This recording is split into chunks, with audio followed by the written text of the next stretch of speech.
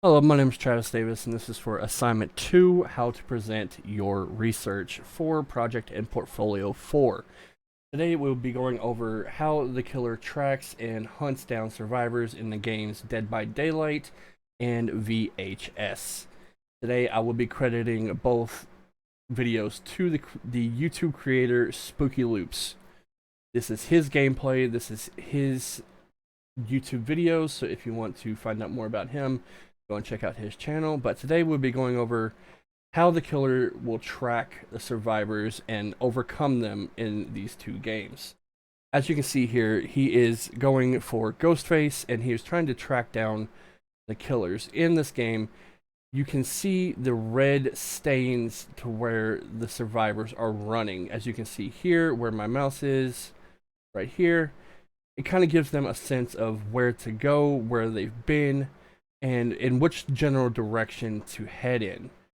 In this gameplay, he is playing as Ghostface, one of the more slower, stalky, stealthy killers, and he is having a tough time trying to hunt down these survivors.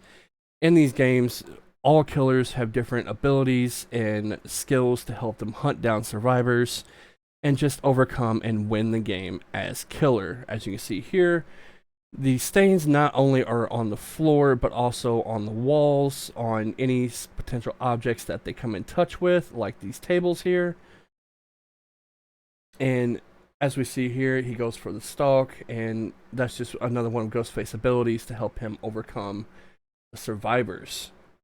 Now, as we transfer over, and real quick before we transfer over into VHS, you can kind of see here in this general area where this survivor has kind of ran in a giant circle, and it leaves this really dark red patch. So he knows, hey, she's been here. If he wasn't in the room, he'd come in and still see that if he was quick enough.